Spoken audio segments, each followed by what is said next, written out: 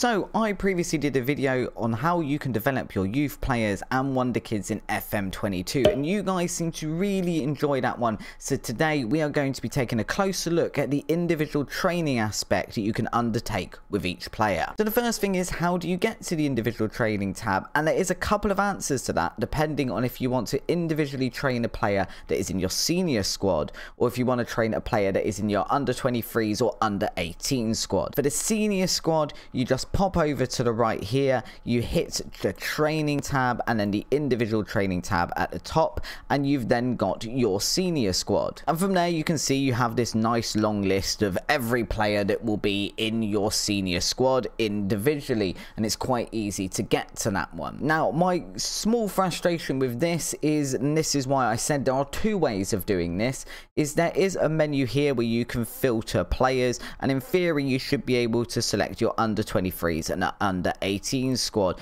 But if you do it that way, and you can see I've switched off to senior squad, no matter how I try to do this, I cannot get the youth players to show up on this screen. Maybe there is a way of doing it, maybe I'm doing it completely wrong. If there is, drop a comment down below. But there is still a way to see your youth team, so fret not. For that, you're going to want to head over to your staff tab here on the left, and then you'll want to go to responsibilities and select training in the drop down menu. And from here you can see you've got youth training for the under 23s and youth team training for the under 18s. And what you want to do is select leads individual training and take control of both of those yourself. And you can see when I click confirm here, I now have the under 23s and the under 18s appearing in that left hand bar. And from there you can head into whichever team you want. So let's have a look at the under 23s. You go into training and select individual from the drop down menu, and voila, you have all of the players that are in your under 23 teams in a big long list, much like you do with the senior squad. So that's how you get those players should you wish to manage your under 23s and your under 18s, especially if you're finding this video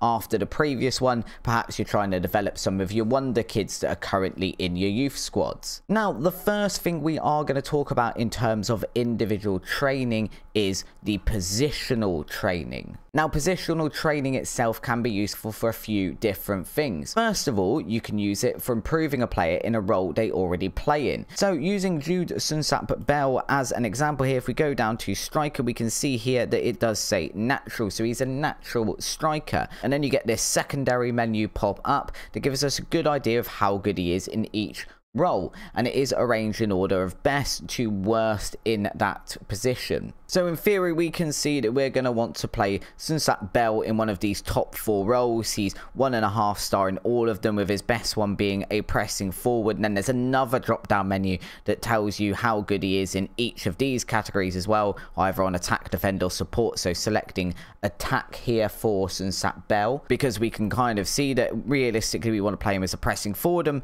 maybe not as a Batista, because he's got 2 grey stars and that's his worst actual role within this position itself. So if you do select one of these roles like we have done here, FM22 then highlights all of the attributes that a pressing forward needs to be good at. So we can see he needs to be good at dribbling, good at finishing, good at first touch, and a bunch of other attributes as well that go alongside all of those ones, which then mean that if he's really good at all of those, he's going to be a really effective pressing forward for your team. So if you do then select, for example, Sunsap Bell is a pressing forward, this is going to let your staff know to train this player in this position and in this role in training sessions. And then if you give him match time there as well, he will naturally improve and become better and better in that role. But of course, you don't have to go with the most obvious position. So in this example, as a pressing forward, it might be that you have a particular formation style you want to use, and you need a player to perform a certain role within your team. For example, if I went over to the tactics tab here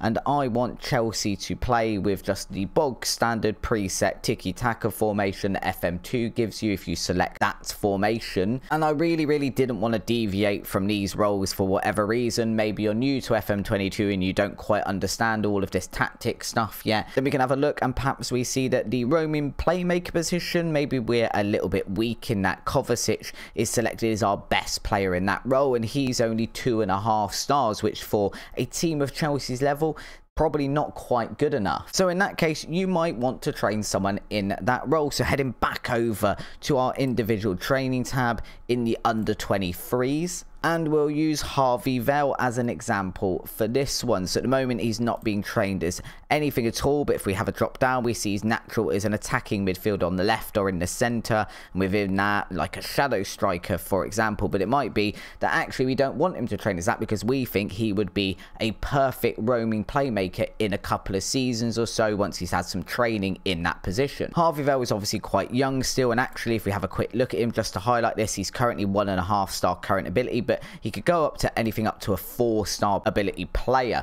So he has the potential and he's young enough to grow and sort of grow into that role if we train him in a new role now. So it might be that actually you go into here and we go down to midfielder centre and we go, he's not very good at the moment. Obviously you can see he's 2 grayed out stars, but we're going to train him as a roaming playmaker. And actually isn't entirely awful at it if you can improve maybe his ball control sort of attributes. So his stuff like his dribbling and his first touch. And if you think you're going to be able to do that, then he could end up being quite good at it. Personally, I think this way of training can work quite well if you're at a club that maybe you don't have much of a transfer budget, or maybe you don't have much squad depth at all. But let's say you're a lower league club and you've gone in and you have 7 centre backs, then you might retrain a couple of them that you're not intending to use in the first team as defensive midfielders, or maybe as a left back or a right back, and then that can help you out with your squad depth without you having to spend bags and bags of money on buying new players for those positions when you've already got players in the squad that maybe aren't doing anything. If you do like spending bags and bags of money though, check out the video in the top corner now. It's about the top 10 transfer budgets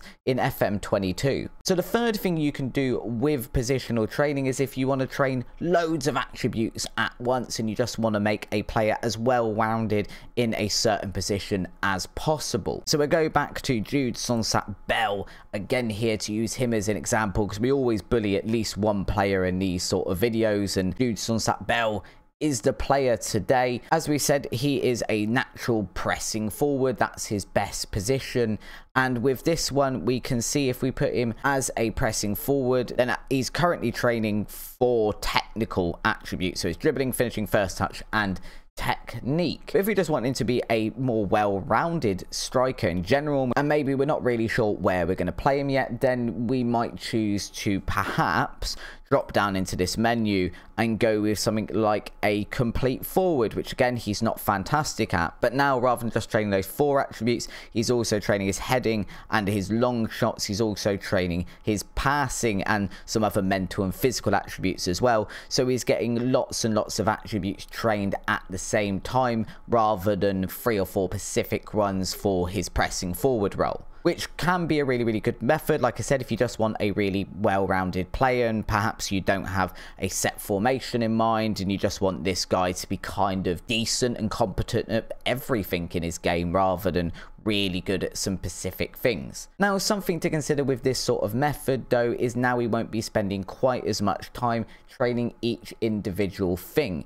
So before he was only training a few attributes, now he's training a bag more. So let's assume for a minute, we'll do some maths. If he was training for 4 hours a week and he was training 2 technical attributes and he spent an equal amount of time on each of them, then he would spend 2 hours of training for each of those attributes. In the second scenario where we want him training lots and lots of attributes, if he now spends the same 4 hours training, but let's say we want him to train 7 technical attributes in a different role, then he would only be training for each of those for just over 34 minutes. So each individual attribute itself is now going to progress not quite as quickly, is going to progress slower, just because he's not spending as much time on each individual thing. So that is definitely something you are going to want to consider when you go down this route. Now, the second part of individual training is the additional focus. Again, the additional focus can be used in more than one way. First off, you can use it to train something in addition, clue in the name, to the attributes that are already being trained. So using Sonsat-Bell again as an example, if we're training him, let's say again, as a pressing forward, because that's where his most natural position is, and we can see if we just wanted him training as a pressing forward on attack with no additional focus, he's focusing on just his finishing and first touch in terms of his technical attributes.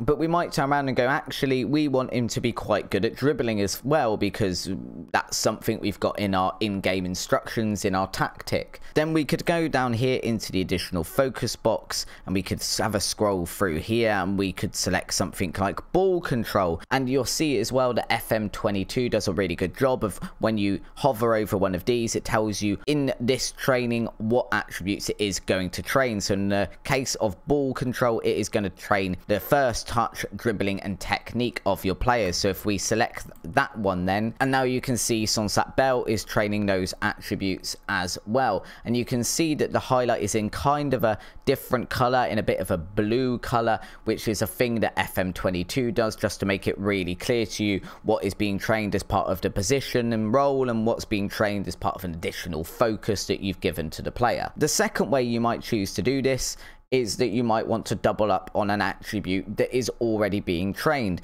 So again, if we want Sonsat Bell to have really good agility, we can see that is already being trained as part of his pressing forward position. But again, we can head down into the additional focus, we can scroll down a bit, and we see agility and balance, which is going to train his agility and balance. In this case, it's fairly obvious, and now he's going to be doubling up on that agility physical attribute. And because he's now focusing on that as part of his additional training as well, he's essentially developing this twice, once playing in his role as a pressing forward, and once as his additional focus when he's pulled aside by the coaches and they do some drills or make him run up and down the pitch, or however you train agility as a Premier League player. I really don't know. It's not that sort of training video. There is a third way of using this additional focus tab, and that's basically to get a player to focus on specific attributes but don't play them in an actual position or role or duty in this top box. So if we remove this one and just put it as a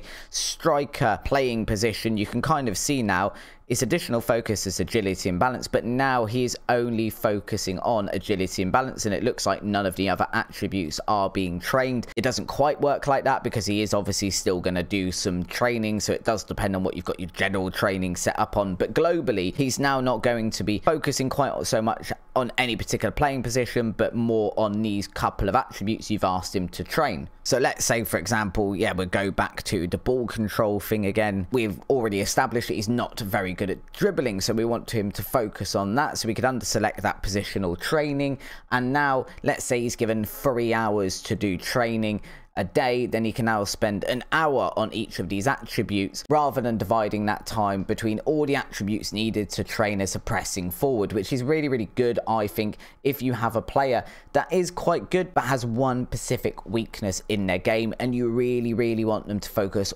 all their time on developing that one thing. The third thing you can do, and Sonsat Bell in this occasion is not a good example, I'm going to have to go find one quickly. Do you know, I don't have one player at this Chelsea squad that I can actually show this with, but the third thing you can do is you've got weaker foot training, and essentially if one of your players has a really good right foot but a weaker left foot, you would just click here and you just ask your coaches to start developing their weaker foot. It is as simple as that. They will just start doing that, and again, it kind of depends, I guess, what sort of play you've got. Maybe you've got a deep line playmaker and you want them to be good with both feet. Maybe you've got someone who you want to change into a winger when they play as an inverted winger or something like that, but it is a really, really good easy bit of training to know about. The next thing you can do regarding individual training is the player traits. These are basically extra behaviors that players can add to their game. So for example, if we have a look at Saul within the Chelsea squad, we can see all of his player traits down here.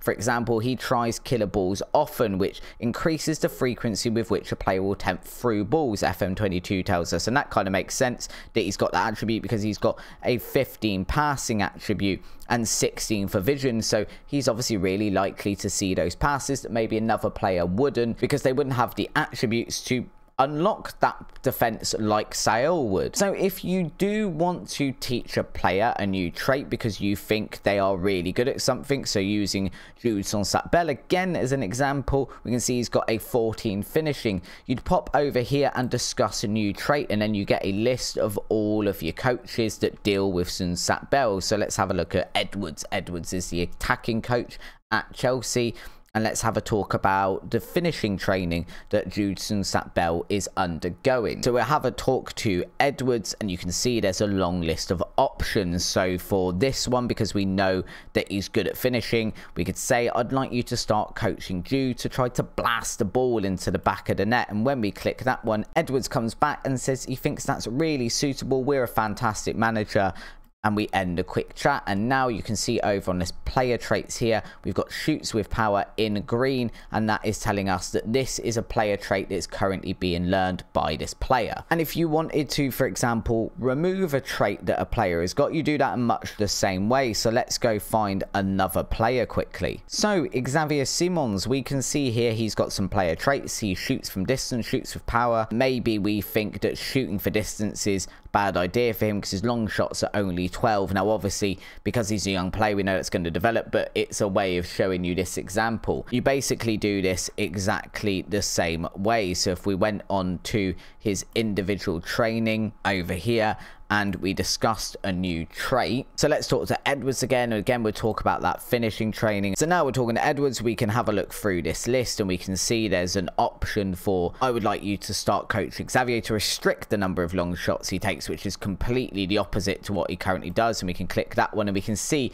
in this case, Edwards doesn't agree with us, but we're just going to force him to do it because we're the manager. So trust my opinion. We are going to say now he has a much great experience, and we'll do that just to show the example. So now we've got the same thing, it shoots from distance, but now it's in red because that player trait is in the process of being removed. We're telling him to no longer do that, and once that is removed, he won't do that as frequently. It's not that he'll never do it, but it won't be something that he incorporates into his game every match now. But if, for example, you didn't want to force him, and now we've got to go find another player. Let's use Josh Brooking. We'll go to Josh Brooking, and we can see his passing 7. So let's go on to his individual training again, and we're going to talk to, let's say, Edwards again, and we'll go with passing training because we're talking about passing. So we can drop into here, and we'll tell them we'd like to start Josh to start attempting some long-range passes. And Edwards is going to come back to us and tell us that's a really, really bad idea, boss. His passing is 7. Guy cannot do it.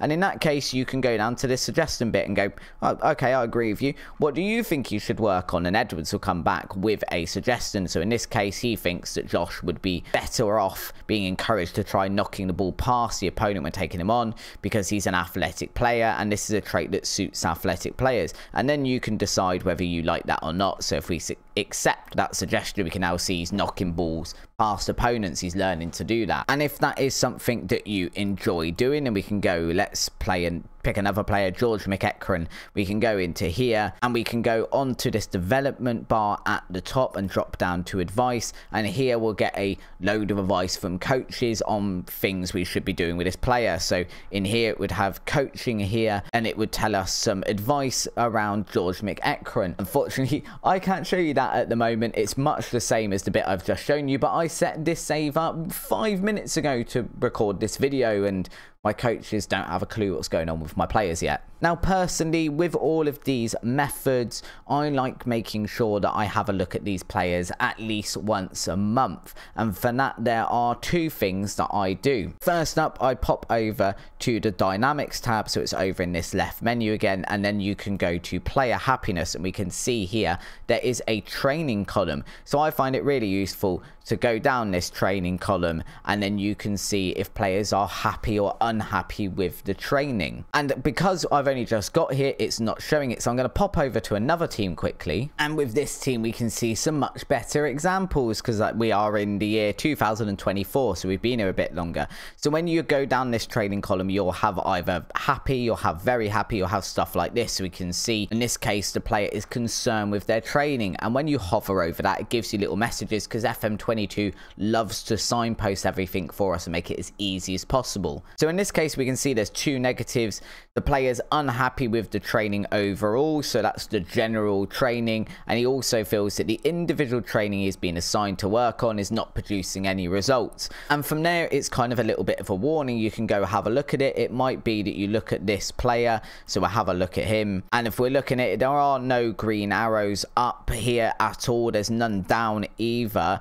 And what we're training on him, we're training him on his defensive positioning, so he should be improving his marking, positioning and decisions, and we can see that actually he isn't improving on any of those. So in that case, we might choose to either change his individual training, or we might choose to completely take it off and no longer worry about it. And now it's up to you to make a decision on that, but it's a little trick that you can go and have a look at once a month and see how your players are feeling about training and whether there's anything you need to adjust. The second thing I like to use, and I cannot recommend this enough, is the in-game notebook. So what I like to do with the notebook to remind me to check on players is I have a training reminder that comes up once a month. So if I edit that note, we can see it just says training, and that's enough to remind me, but you can type notes down here as well if you wanted to put a note to yourself to say check individual training and check dynamics and all of that lovely stuff, and then you can set a reminder date down in the bottom right. Unfortunately, my head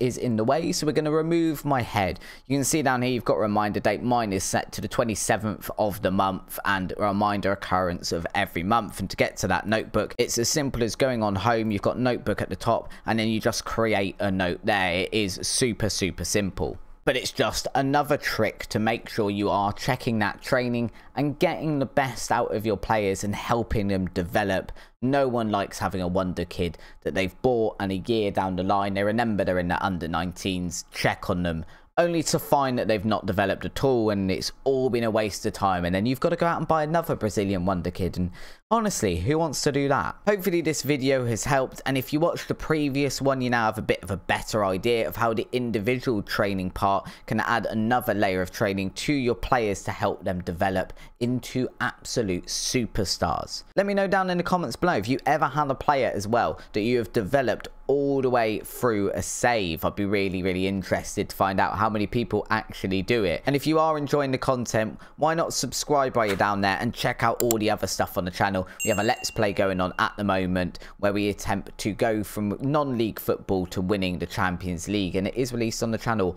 4 times a week. If you did enjoy today's video as well, guys, please do drop a like on it. It really helps with the YouTube algorithm. And if you have enjoyed today's content, why not check out this video next?